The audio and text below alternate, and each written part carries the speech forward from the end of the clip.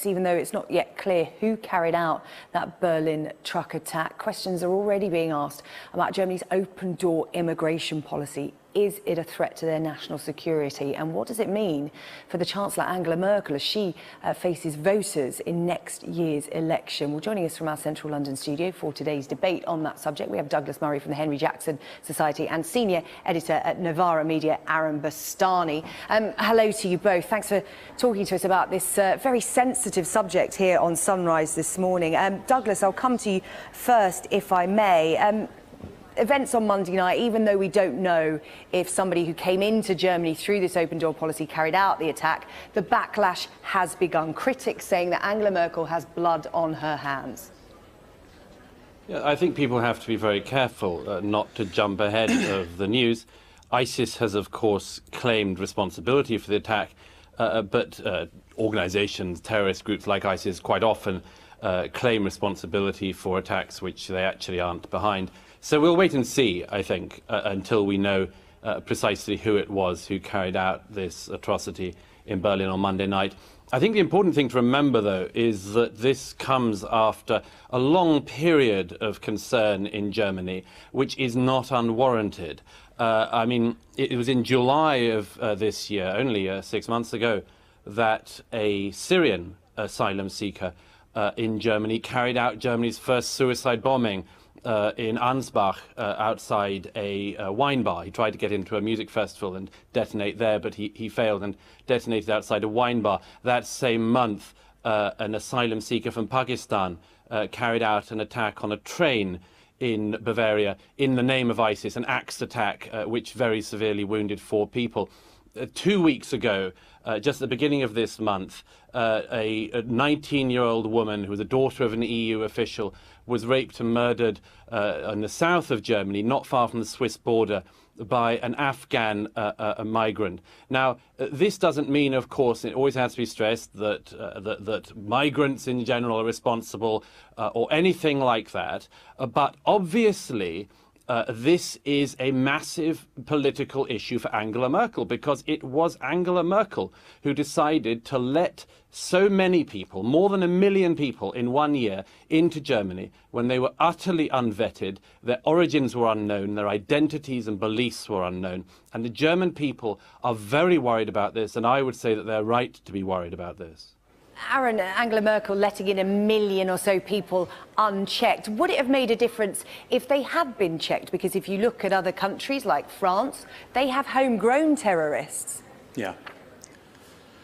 No, precisely that. And also, in addition, this isn't the first time that Germany has seen massive immigration from elsewhere in Europe, but also Muslim countries. If you look at Gastarbeiter in the 1960s, the 1970s, hundreds of thousands of people moved to Germany. They had terrorism then as well. And guess who was doing it? Homegrown, far-left, and later far-right neo-Nazi terrorists.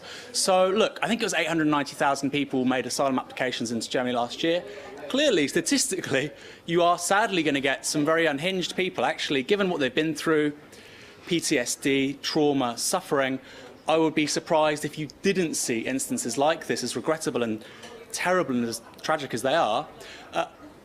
It's also unproven as to what actually happened in Berlin. Who is guilty? A Pakistani man, as you highlighted earlier, was arrested 1.5 miles away from the scene of the crime, and in essentially profiling the suspect on the basis of his race, the Berlin police seem to have lost vital time in actually finding the real perpetrator, who may have nothing to do with ISIS, may have nothing to do with Islam.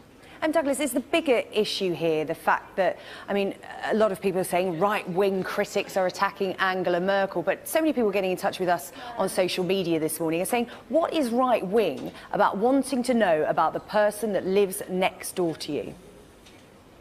Yes, I mean, that's an entirely fair point. Firstly, if I may just correct the other guest on one thing, which is that the police appear to have arrested the Pakistani man who they then released because he fitted the description given of the person seen running away from the lorry that was involved in the attack. So it wasn't as if they just sort of randomly decided to racial profile somebody.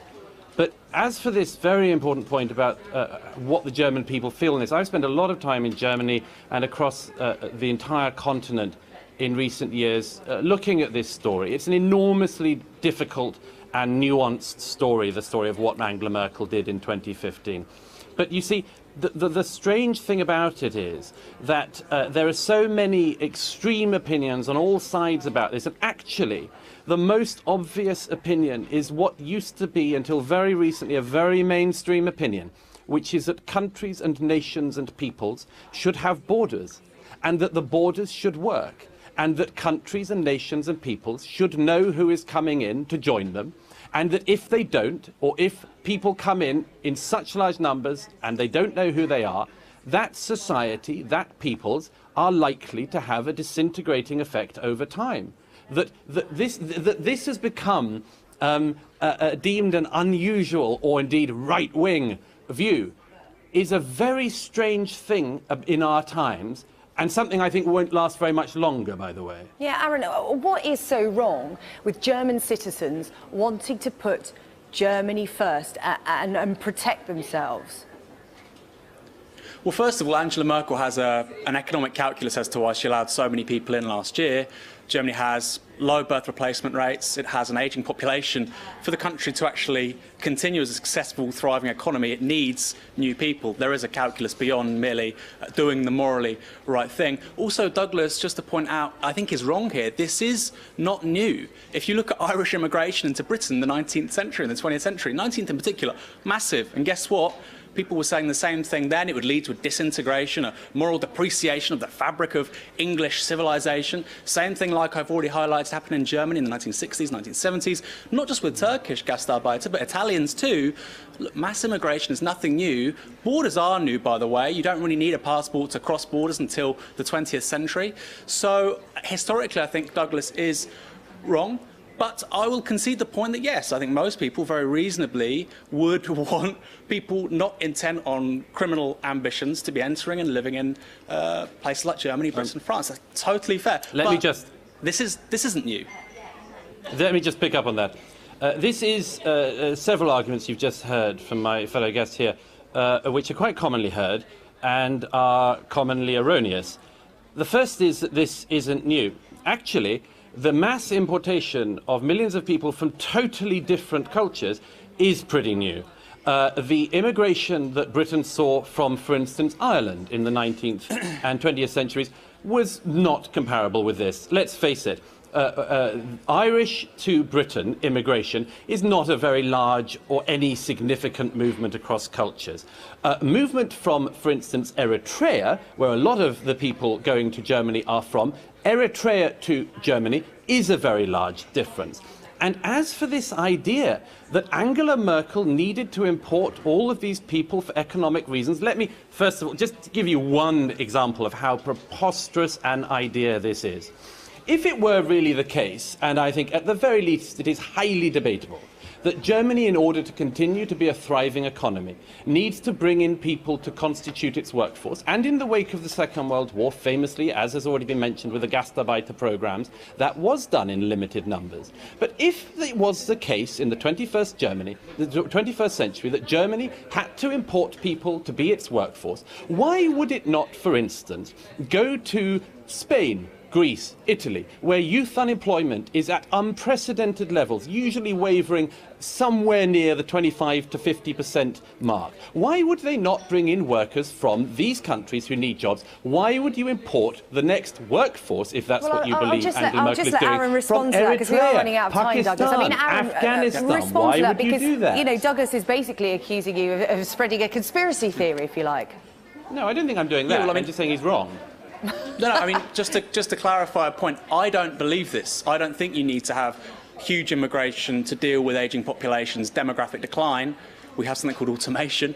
By the way, if we made that subordinate to people, not profit, we could have a shorter working week, we could have more leisure time, much higher standards of living. So I don't agree with that, but that's a liberal interpretation of why people like Angela Merkel are very comfortable with mass immigration, even though it may not seem politically the most calculated, most rational thing for a centre-right politician to do. I think that probably was an element of why she did what she did. I don't know, it's speculation, but it's commonly asserted by economists, not just myself.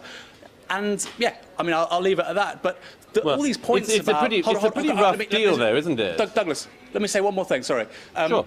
All this stuff about huge cultural distinctions between people from Eritrea to Germany, yes, very different cultures. The precise same things were being said about Catholics in Britain and England in the 16th to 17th century. Yes, Fifth columnists. but let's try it once more, though. Let's try it once more. An Irish immigration to places like Manchester and Liverpool in the 19th century Why was would you not huge, be willing to concede? huge.